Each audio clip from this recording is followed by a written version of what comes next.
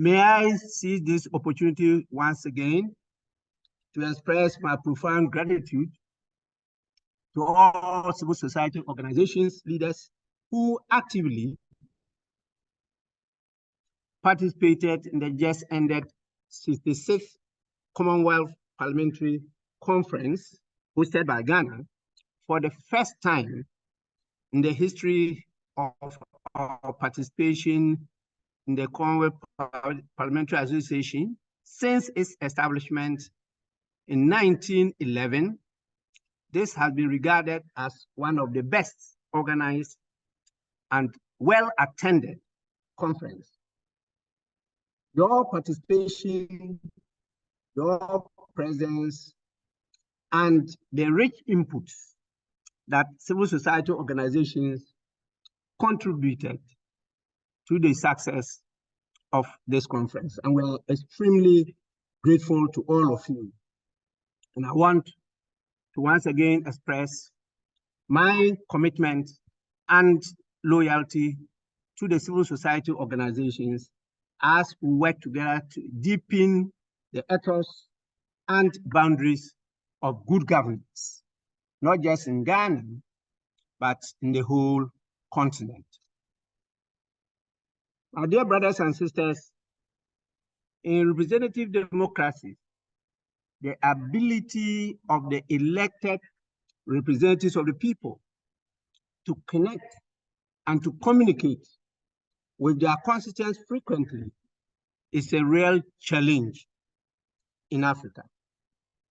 Elected officials are duty-bound to contact and to maintain constant conversation with their constituents about how they are exercising the mandate that have been granted them, how they are ensuring that they effectively and efficiently represent the interests and hopes of the people. How to get the inputs of the people on important policy matters and the feedback of the people as to their worries, aspirations on legislations and decisions that have been taken by Parliament and the government are, as of today, matters of rhetoric. In holding government accountable, the members of Parliament themselves have to be accountable to the people. As I did indicate in one of my earlier speeches, charity begins at home. And how will the members of Parliament be held accountable when that link between the people and the members of Parliament is either lacking or very weak? This is one of the reasons why your initiative is really of importance to us, particularly my good self as the head of the institution of Parliament. My expectation is that this initiative will improve the quality of not just representation, but the responsiveness of the members of Parliament, and by extension, Parliament itself, to the desires and needs of the populace. As you all know, parliaments as of today are only talking of doing that, but we've not been able to translate it into reality. It's just like it's a mirage. Regrettably, as we will say, and we are happy in Ghana that we're making some progress. And we believe that this progress is because of your partnership with us. So the collaboration between Parliament and civil society organizations is the way to go in this matter. It's a very useful partnership in bridging this gap. It is a truism that civil society organizations represent an interface between Parliament and the citizens. Through the activities of civil society organizations such as research, advocacy, and community engagement, civil societies have a role in the execution of our functions. many people refer to lawmaking function and the oversight functions, but we go far beyond that. Today, there is a growth, an upsurge of parliamentary diplomacy. And that is very key if the emerging democracies and the third world will be able to stand up to the might of the so-called developed countries. We need to be able to develop the skills, the knowledge, the expertise of parliamentary diplomacy and international relations. It's in the light of this partnership between parliament and civil societies, which, as we know, we cannot keep on talking about, but it's an opportunity for us to try to expand our engagements with the public, strengthen our partnership with you, and to find the best ways to improve our work as a representative institution. In recognition of this, the civil societies in Ghana can be assured that we will continue to work with you because it is in our corporate strategic plan, particularly Goal 3, to initiate and officially institutionalize this relationship. And that will also respond to Goal 2 of our strategic plan, which seeks to promote evidence-based decision-making by the institution of parliament. So it's something that is dear to our heart. And upon my assumption of office, I have held several meetings with civil society organizations. I have also done a breakfast forum at Kumasi and a seminar lecture in Accra. You know how dear I've taken the celebration of the 30th anniversary of parliamentary democracy under the Ghana's Fourth Republic, and how this has afforded Parliament the opportunity to engage in outreach programs to the regions in particular, to bring Parliament closer to the doorsteps of civil society, the media, the chiefs, and the people who are not so privileged to be closer to the center of power. Brothers and sisters, you will recall I had the honor of launching Parliament's Citizens Bureau in July this year. The purpose of this office, as you all know, is to encourage and to smoothen civil society organizations' interaction with Parliament. The office is also to support the media, civil society organizations, and think tanks in sharing information on the business of Parliament. Civil societies are therefore encouraged to communicate with Parliament through this office and offer their research findings and other crucial information. Post-legislation scrutiny is very key to this center. We need to know as a house how the decisions, the laws that we pass are being implemented, and what is the feedback of the people. Are they beneficial? Are there other changes? And this is what will give us the inputs to be able to constantly review, revise, and update these decisions and legislations. And so as we endeavor to make the interactions with civil society and Parliament less onerous, I want to employ you all to make use of the Bureau that we just established. As we know, to create a process of mutual service and a guide to the civil society organizations and think tanks as to how we could cooperate with each other in our task to clearly define the framework of collaboration between Parliament and you all. Your inputs are very welcome as we try to prepare the document in the form of a guide across the nation to manage, to mobilize, to gather civil societies in their collaboration with Parliament. And I believe that this will be done through the Bureau. Let me conclude by saying that you are very treasured partners, and I'm happy that you created this opportunity for me to interact with you. I want once again to reiterate Parliament's commitment to fulfill its obligations under the Open Government Partnership. Ghana's Parliament is working in partnership with the British Parliament also to produce an open Parliament action plan, which will work through the Bureau in whatever we do. In addition, when the legislature reconvenes at the end of this month, I will officially inaugurate the Open Governance Partnership Caucus in Parliament. And I believe that this will open up all committee sittings to the media and the general public. And once again, I invite you to actively participate in these meetings. It's with this, I want to congratulate PN Africa and all of you who have been part of this publication for the great work done.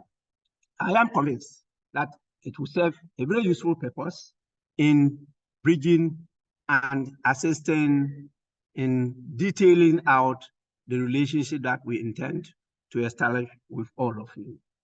I thank you all.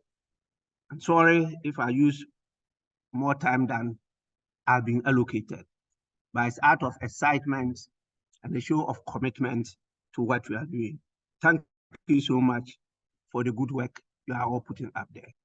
Thank you so much, Mr. Speaker. We are very, very grateful for your kind words this morning. I mean, it's an encouragement to see that we are not working alone, and that you are with us in our work to make Ghana a better country for all of us. We are so much grateful that you are able to join us this morning and give us such wonderful encouragement. Thank you so much, sir. We are very grateful. So I think we can move on now. This has been our big surprise for today, having the Right Honorable Speaker join us today out of the blue like this to encourage us in the work that we are doing. We are so happy to have had him in here to give his comments and also his encouragement. So I'll quickly move on to our next speaker, Madam Beauty Mfanate from Ghana Anti-Corruption Coalition. She's the Executive Secretary, and she will be giving us a goodwill message on behalf of CSOs. So, Madam, if you can take it away. I think we are a bit behind time, so. Okay. Thank you very much. Thank you, Beauty. Right Honorable Speaker, the Board Chair of PN Africa, fellow heads of CSOs, representatives, ladies and gentlemen, good morning. Parliament, as an elected representative of the people, are expected to create open and participatory spaces for active citizen engagement and interaction.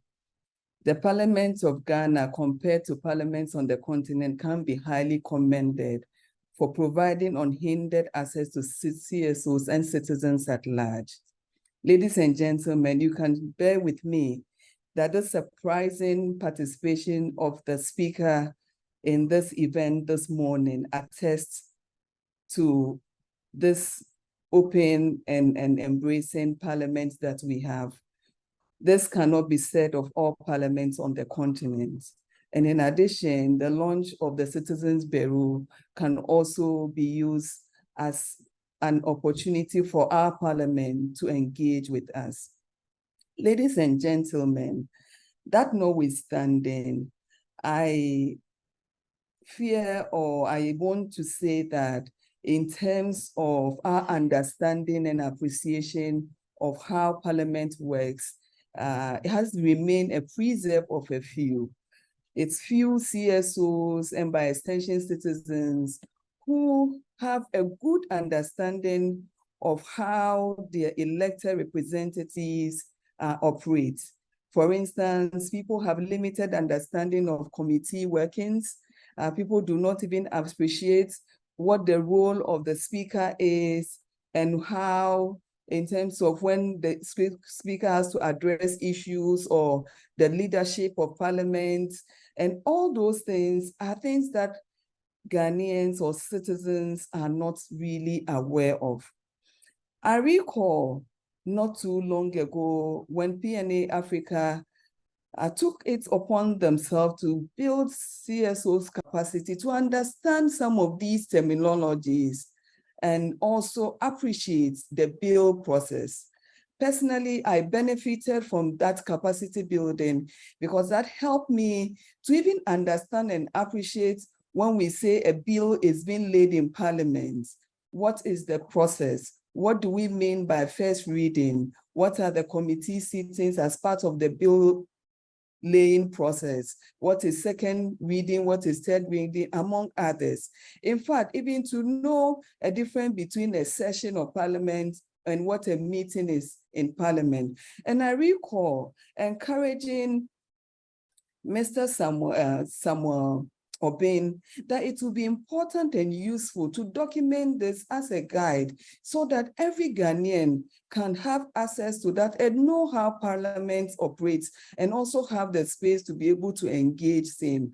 And for me today, on behalf of my fellow CSOs, I wish to commend the PNA team for making this dream a reality. Congratulations, PNA Africa, for daring to make history with this simplified practical guide to promote effective parliamentary advocacy. This manual, I am very convinced, will help in our demand for responsive and accountable governance of our elected representatives. I also believe that citizens can no longer feign ignorance about the skill, expertise, and the requisite knowledge required to engage in parliamentary advocacy and demand for accountability. I also want to assure PNA Africa that as CSO will be committed to utilize this guide in our day-to-day interactions and also even extend it to the citizens that we engage it so that they can also have a good understanding and appreciation of this practical tool and what they can use it for.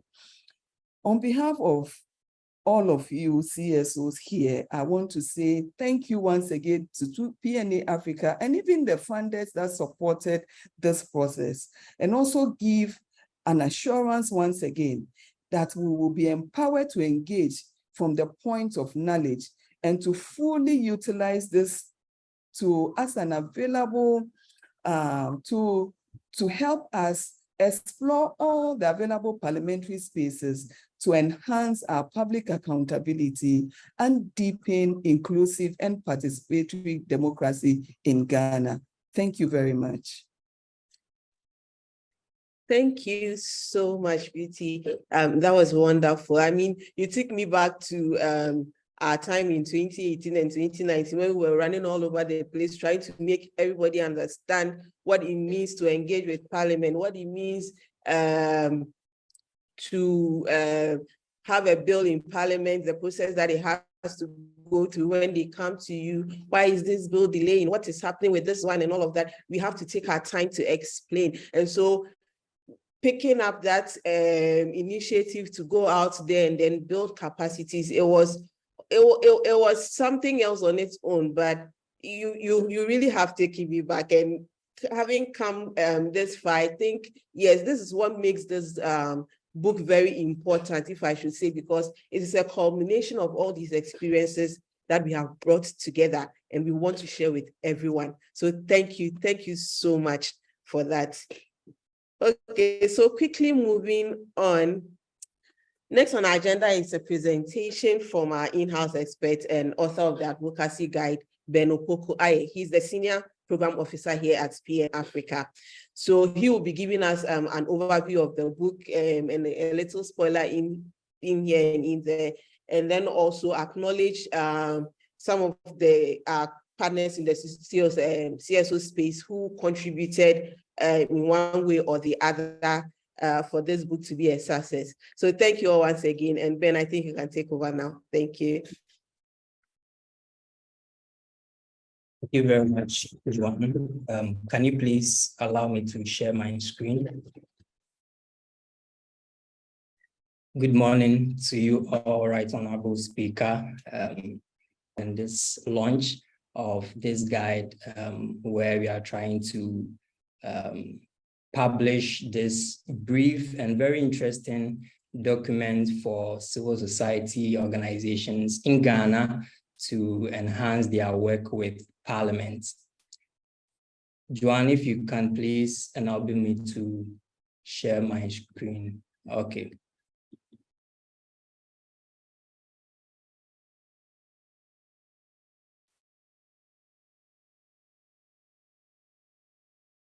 So the title of the guide or the document we are launching is Getting Involved, a Legislative Engagement and Advocacy Guide. So what I'm basically going to do is to give us an overview. Of course, the guide is an interesting one to read, and I'll encourage all of us to download it once it's launched, so that we can learn from the many experiences and the many practical lessons that have been shared in there so far.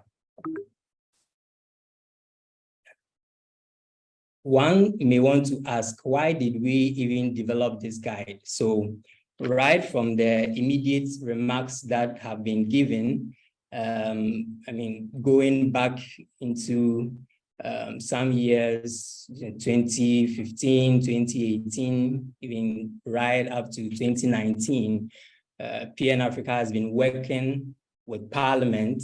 I've been working with PMOs in Ghana, and some of the challenges that we always come across is the fact that CSOs or citizens who have interests, who really want to work with their MPs, or may want to engage a particular committee, or may want to, penetrate or enter Parliament, find it very challenging. Not just challenging, but also even understanding the technicalities of working with Parliament, understanding how Parliament operates and all of that is very difficult for citizens and even the CSOs. And so for us as an organization or as a PMO that works with Parliament, we thought it wise to put together these documents that is going to guide citizens, is going to guide CSOs who have interest in one way or the other to engage with Parliament, or even citizens who want to engage directly with their MPs.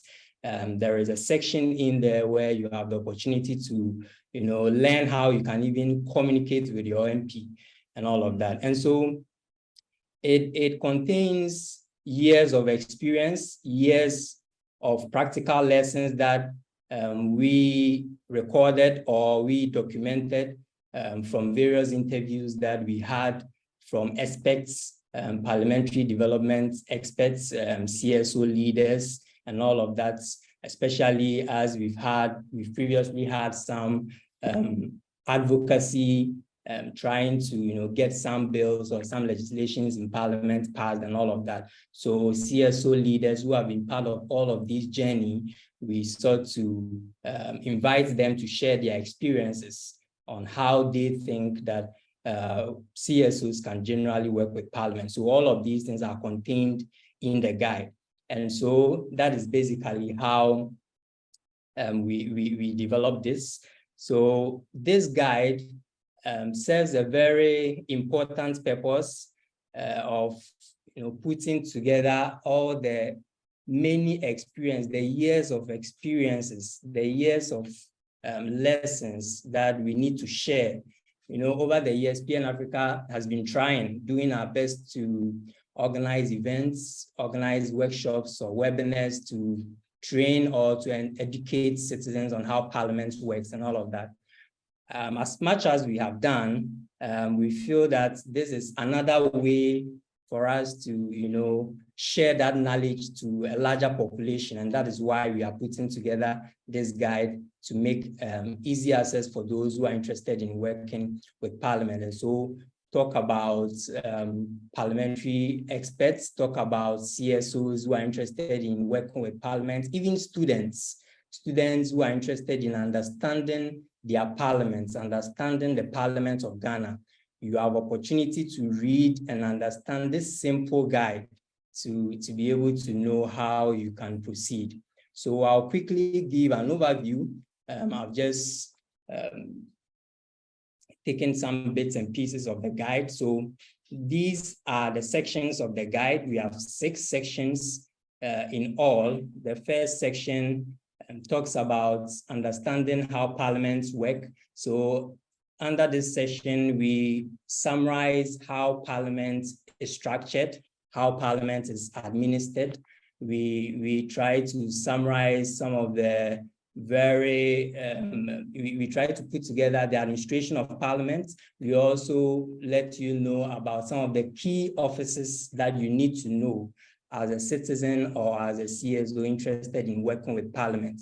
And then even most important, we have, it's always a challenge for people who are interested in working with Parliament to even understand the life cycle of Parliament. So the meetings, the sittings, the sessions, and all of that, we always get people who confuse all of these jargons and all of that. We have simplified it in a very simple language for everyone to understand, of course, illustrating it using even the high school academic calendar that we have, which makes it a very easy and simple one for you to understand and use.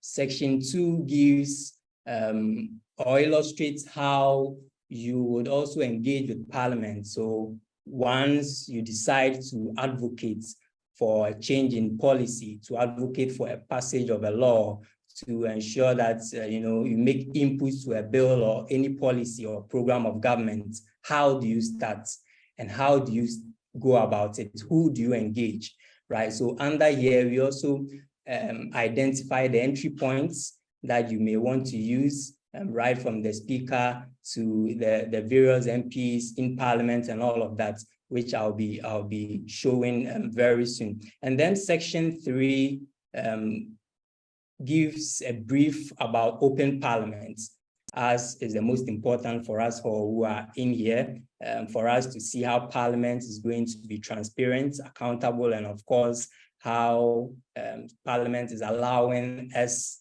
the public, to be part of the work that it does.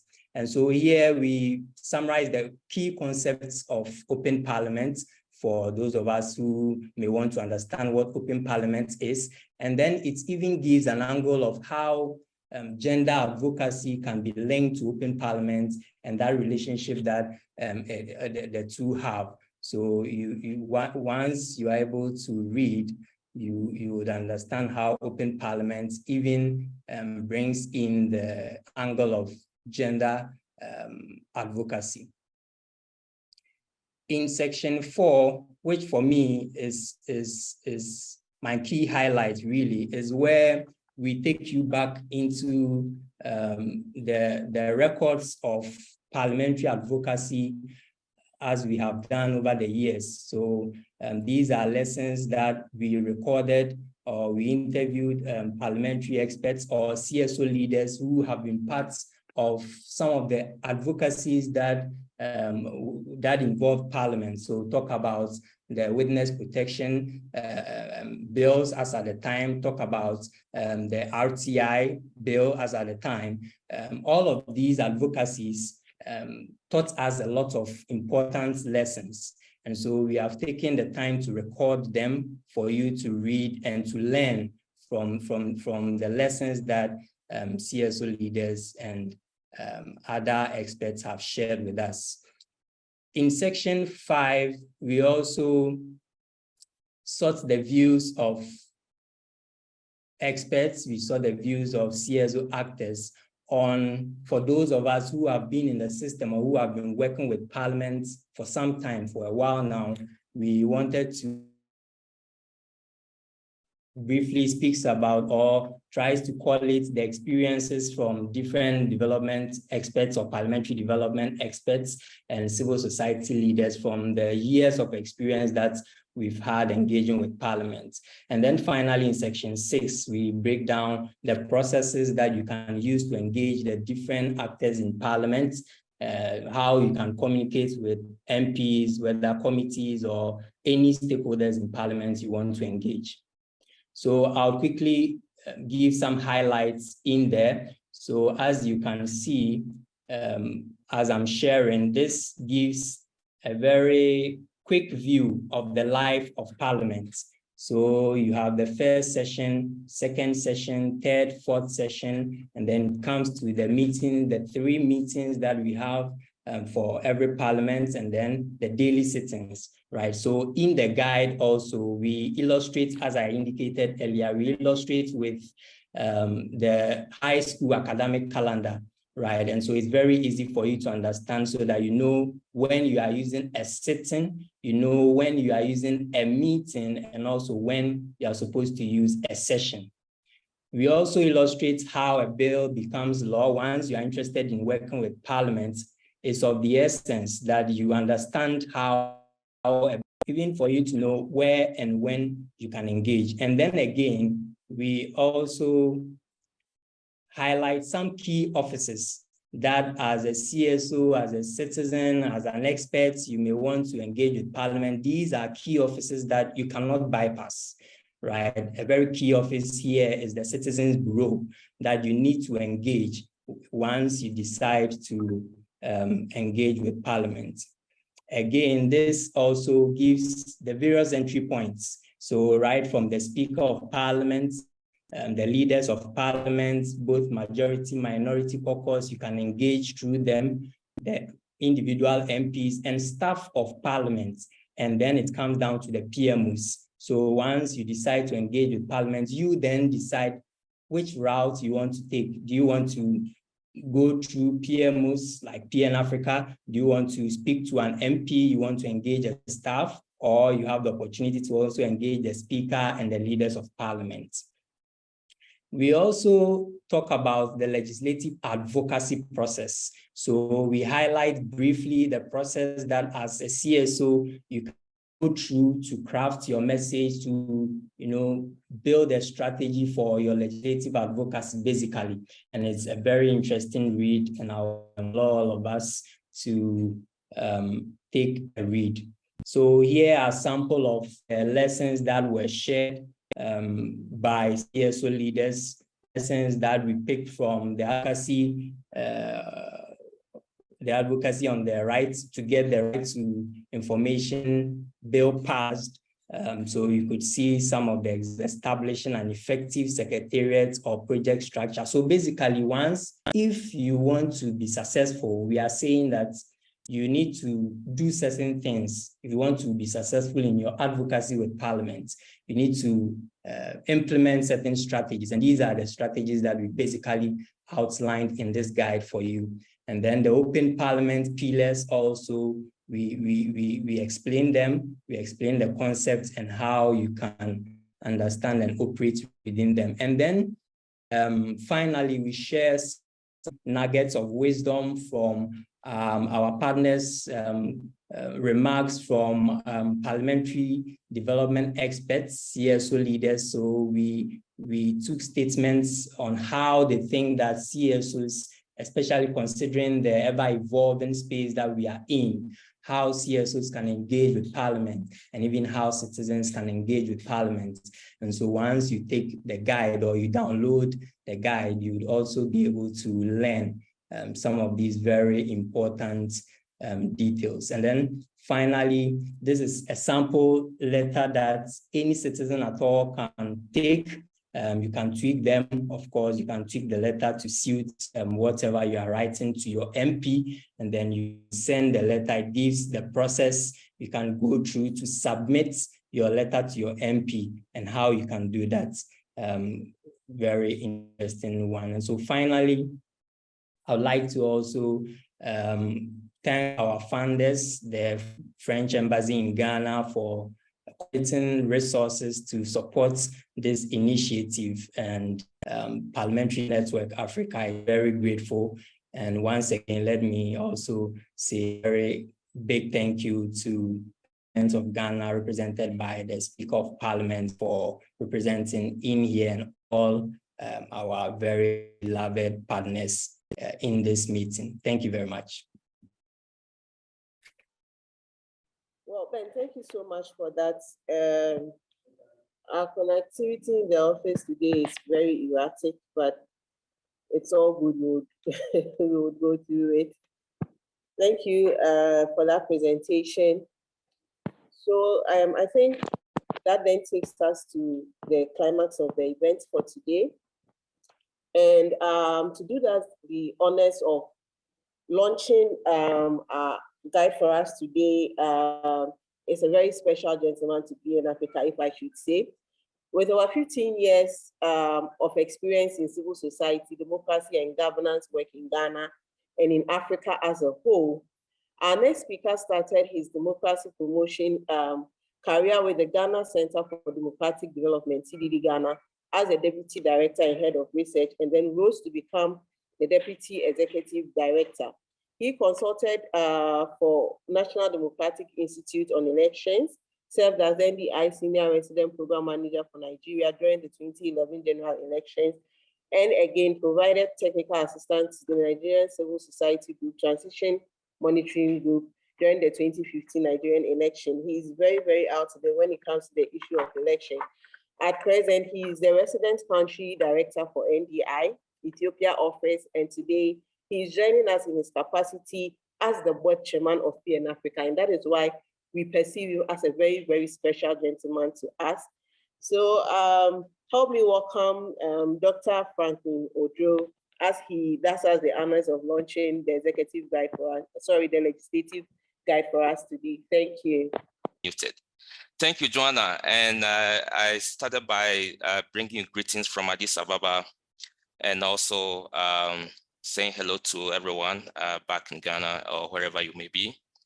I know we are behind schedule, so I'll try to be quick with this part of the event today. Let me first recognize the Right Honorable Speaker, Honorable Aban Bagman. Hello, sir, it's been a while. And let me thank you for taking time out of your busy schedule to really join us for this important launch.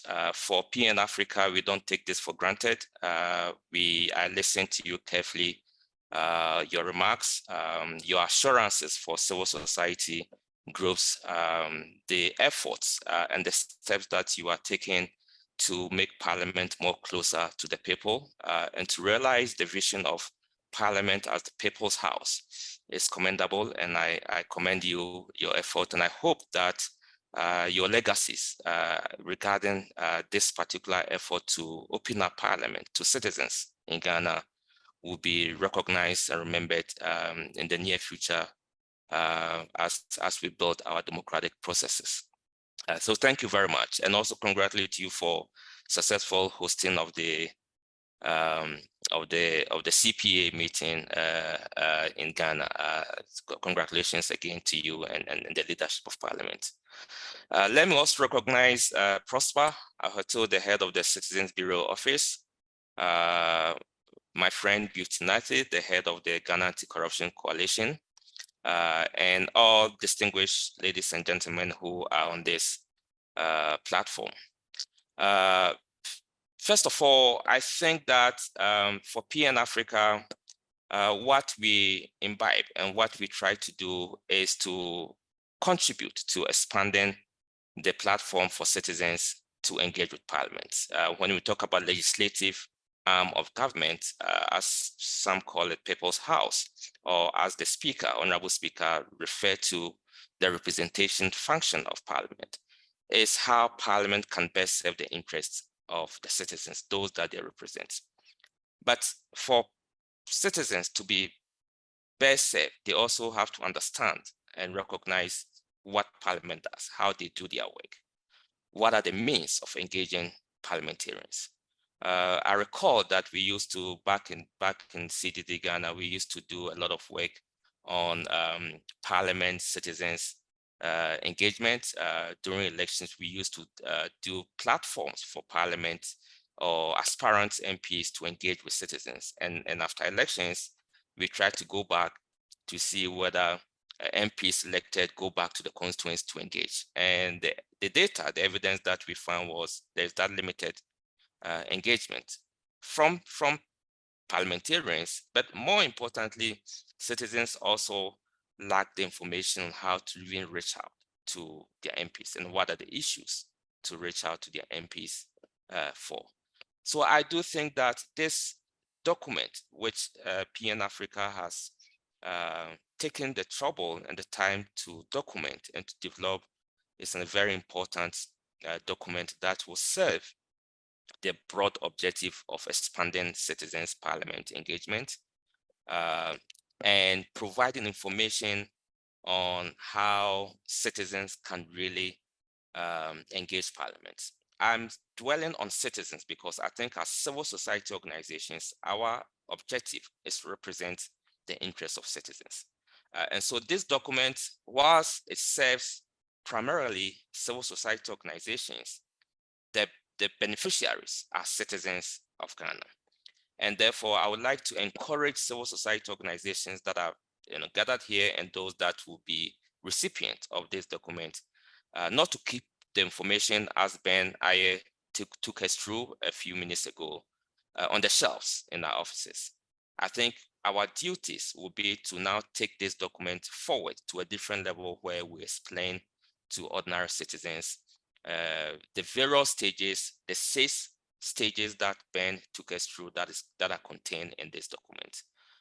Secondly, I would also want to encourage the civil society, and indeed PN Africa, we would take it forward to the next phase where we should collaborate with the media organizations, radio, FM stations, to at least dedicate 10, 2 minutes, 3 minutes of their daily program to really go through each of those phases as part of civic education to citizens.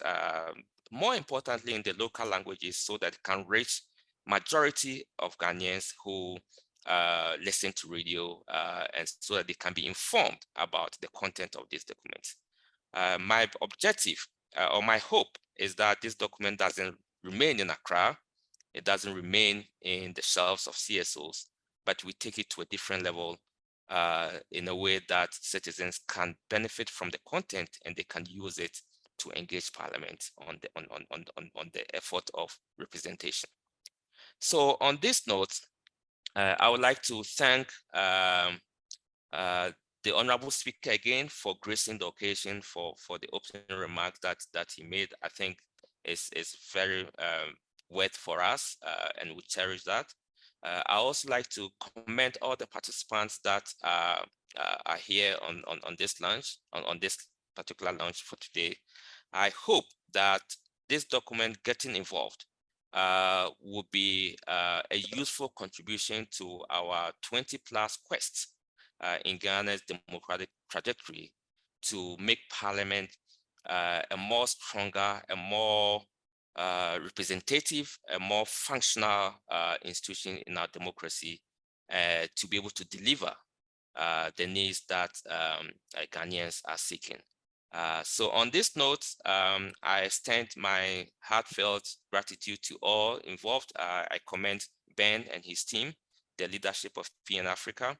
I also want to thank our donors, the French Embassy, for doing the honor to support us in getting this document published and for dissemination. And on behalf of my colleagues on the board of PN Africa, I declare this legislative document duly launched, and I hope that it will contribute to serving the good of Ghana's democratic practices.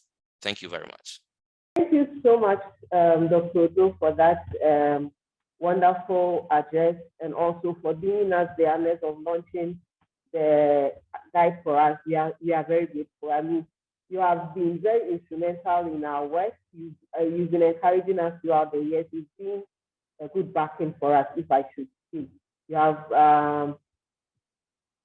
been encouraging us in whatever we do. Whenever we come to you in the course of our work, you are always willing and ready to help us, and so we are very, very grateful. Thank you so much for the honors that you have done us this morning, launching the advocacy guide for us. Thank you once again.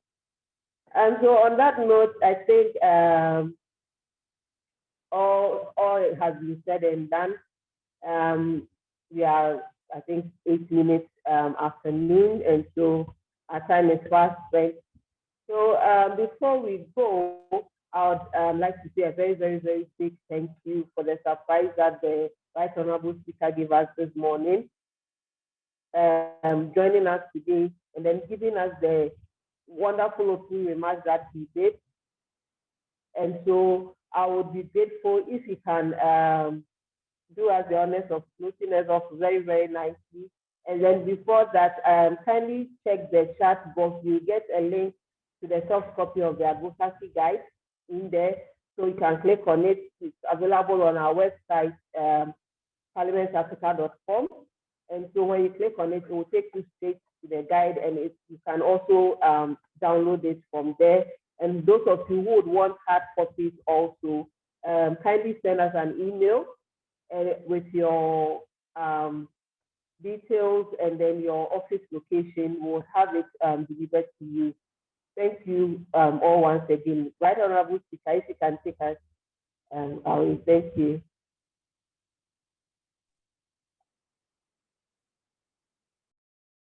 Hey, Joanna, thanks so much for the moderation. You've done extremely well in spite of the IT challenges.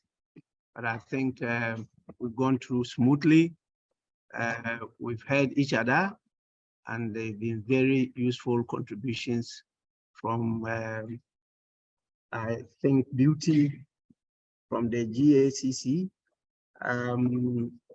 The launch has been well done by Dr. Franklin. I didn't know he's still in Ethiopia.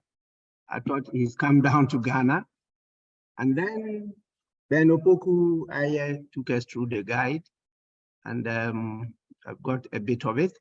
So I'm downloading it, and any comments I get personally, I will pass it on to you, so that if there's a need for a revision or some more information to the network, I think that will be good. We have to keep on nourishing each other, and we are always prepared to do that. We are extremely grateful, because I, for all these years, I've served in Parliament, and these are some of the onerous burdens I was carrying exiting Parliament, that the people who serve don't understand and don't know how to engage with us. And as a result of that, it became a challenge to the strengthening of Parliament, because anytime you want to draw their attention to getting resources to strengthen Parliament, there's some resistance, because it's being interpreted as resources to the packets of members. So we will need to look at all this, and when they get that understanding, and then you make the request, then they understand that it is for their benefit, not that of the members of Parliament. So this is a very good initiative by PN Africa, and I want to continue to commend you highly. And I assure you once more that Parliament will be with this throughout. I didn't know you were a football fan, and as we said, you don't work alone, we work together. And so we are sure that we are together. Thank you so much for the opportunity, and may the good Lord continue to bless you. Thank you so much, and I wish you a wonderful Wednesday, and please enjoy the rest of your week. God richly bless each and every one of you. We'll continue to do our best for Ghana, and we hope that we'll continue to do that hand in hand. Thank you and goodbye.